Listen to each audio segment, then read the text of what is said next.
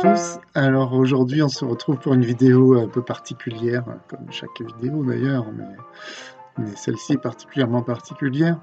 En 2014, je m'étais donc, comme vous le savez peut-être, lancé dans une enquête sur le vin, et notamment sur le vin en biodynamie, pour faire une bande dessinée.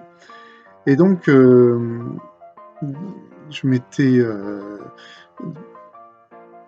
m'étais trouvé à faire une enquête sur l'anthroposophie, du coup, parce que la biodynamie étant issue de cette pensée-là.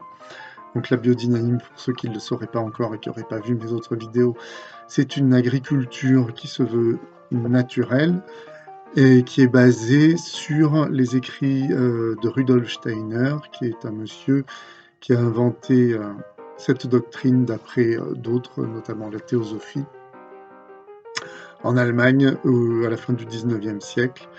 Et donc ça s'est développé, ça perdure toujours.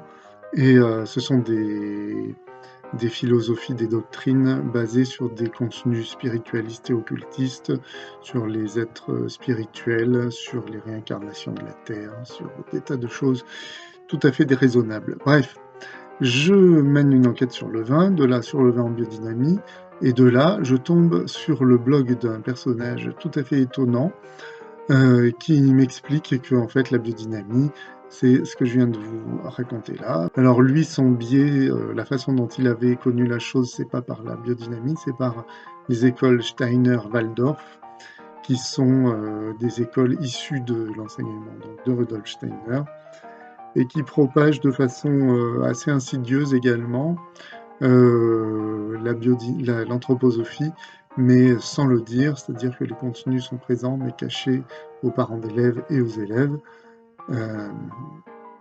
Voilà. Et donc, ce monsieur Grégoire Perrin, pour ne pas le nommer, a suivi tout un parcours, lui-même était anthroposophe, et puis il a suivi tout un parcours de désengagement de cette dérive, on va dire, et qu'il a raconté dans un papier.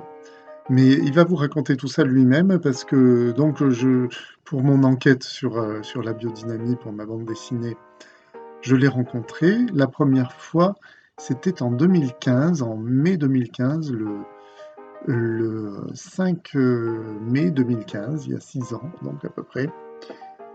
Et il m'a raconté un peu son parcours. J'étais allé exprès à Paris, je me souviens, au Père Tranquille, un quartier des Halles, voilà, pour le rencontrer. Et donc je l'ai mis dans ma BD plus tard, hein, qui est sortie quelques années plus tard. Dans le premier tome, j'avais mis un bout de ses vidéos de sa chaîne YouTube, que je vous invite à regarder. Et puis dans le dernier tome, Sourate, j'avais mis l'interview que j'avais fait quelques années auparavant.